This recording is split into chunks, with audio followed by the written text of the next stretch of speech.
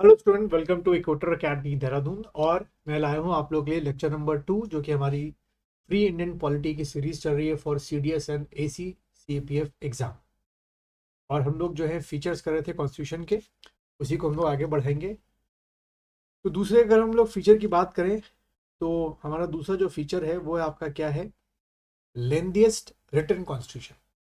ठीक है, अगर आप पॉइंट वाइज देखें और मैं डिस्कस करता रहूँगा किस तरीके से आपके एग्जाम में आ सकता है। तो कॉन्स्टिट्यूशन आर क्लासिफाइड इनटू, जो भी पूरी दुनिया की कॉन्स्टिट्यूशन है, classified into what, written constitution. एक तो रिटन कॉन्स्टिट्यूशन होता है और एक आपका क्या होता है, अनरिटन कॉन्स्टिट्यूशन होता है। ठीक है, तो दो तरीके के कॉन्स्टिट्यूशन आपको ध्यान में रखना है। एक आपका रिटन हो गया, ठीक है, और दूसरा क्या हो गया आपका, अनरिटन हो गया। अब यहाँ ध्यान रखना, अनरिटन का कतई ये मतलब नहीं होता है कि उसके बारे में एक भी सेंटेंस या वर्ड नहीं लिखा गया, बट बहुत ही कॉम्पैक्ट फॉर्म में वो कॉन्स्टिट्यूशन लिखा गया होता है। तो अगर हम देखें रिटर्न का एग्जाम्पल क्या देखा है, रिटर्न लाइक अमेरिकन कॉन्स्टिट्यूशन। तो एक क्वेश्चन आपको मिल गया, भाई अमेरिकन कॉन्स्टिट्यूशन कैसा कॉन्स्टिट्यूशन है? एक रिटर्न कॉन्स्टिट्यूशन है, जैसे कि हमारा एक रिटर्न कॉन्स्टिट्यूशन है। और अनरिटर्न लाइक ब्रिटिश कॉन्स्टिट्यूशन। ठीक है, तो ब्रिटिश कॉन्स्टिट्यूशन क्या है, अनरिटर्न है। इसका मीन्स हो गया कि बहुत ही कॉम्पैक्ट फॉर्म में वो बातें जो हैं वो आपकी लिखी हुई है। ठीक है, ये आपको ध्यान में रखना है। देन उसके बाद ओरिजिनली जब 1949 की बात हो रही है, the constitution content a preamble. एक तो ये था, 395 आर्टिकल थे, ठीक है, डिवाइडेड इनटू 22 पार्ट्स, और 8 आपके क्या थे, शेड्यूल थे। तो तीन आपके बेसिक एलिमेंट जो थे वो शुरू में आपको ध्यान रखना है कि हमारे कॉन्स्टिट्यूशन में थे। आपके क्या हो गया, प्रियम्बल आपका हो गया, 395 आर्टिकल आपका हो गया, और आपका 8 शेड्यूल हो गया। ठीक है, देन प्रेजेंटली अगर हम अभी की बात करें तो अभी आपके 470 आर्टिकल्स हो चुके हैं। यानी कि 1949 की बात करें तो उस समय 395 आर्टिकल थे। अब हमने कितने कर दिए आर्टिकल, 470 आर्टिकल्स कर दिए। यानी कि लगातार इन सालों में हमारे कॉन्स्टिट्यूशन में क्या हुए हैं, अमेंडमेंट्स हुए। एज जैसे कि आपका सोसाइटी चेंज हुई है, लॉ चेंज हुए हैं, रिक्वायरमेंट हमको लगी है कि हमको चेंज करना है, तो हमने अपने कॉन्स्टिट्यूशन में थोड़ा बहुत क्या किया है, मॉडिफिकेशन किया है।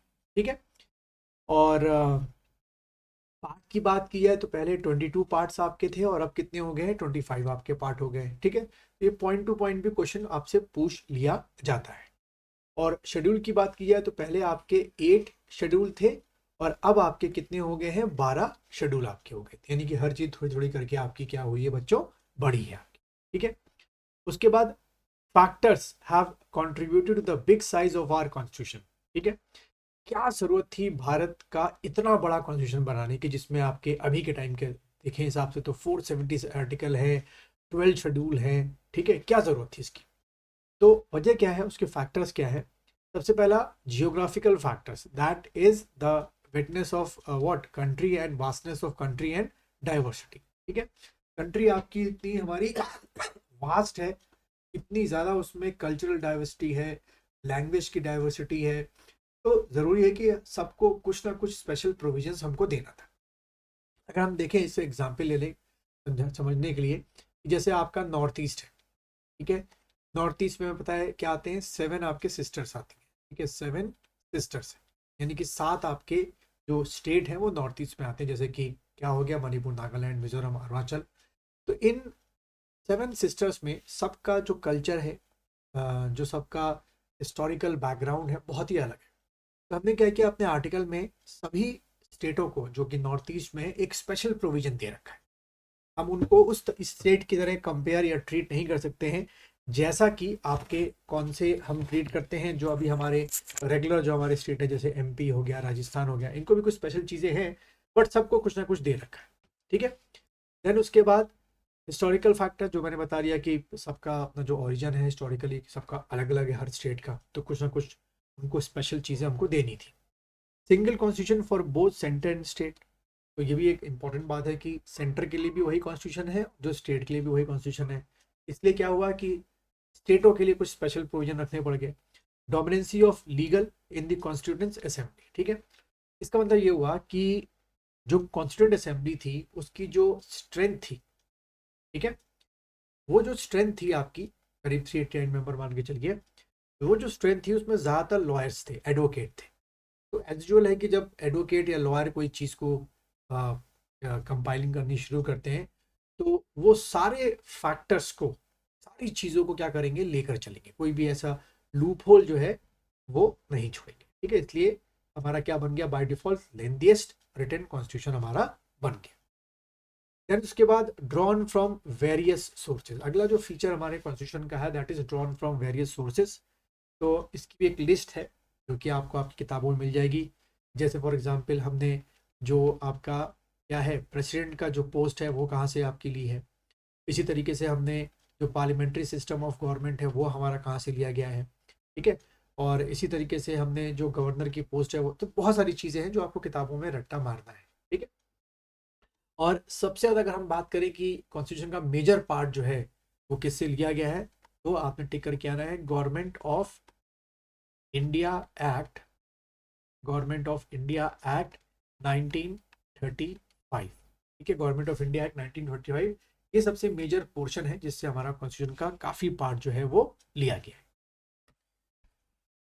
देन रिजिड एंड फ्लेक्सिबल, तो मैंने बताया कि जैसे हमारा कॉन्स्टिट्यूशन क्या है, रिजिड और फ्लेक्सिबल है, यानी कि under the article what, under under the article 368, under the article 368 हमारा क्या है, हम अपने कॉन्स्टिट्यूशन में क्या कर सकते हैं, चेंजेस कर सकते हैं। ठीक है, नो डाउट, अच्छी बात है, बट बिना ओरिजिनल स्ट्रक्चर को छेड़े हुए। ये वर्ड को बहुत ध्यान रखना, we can't, we means the parliament can't change the original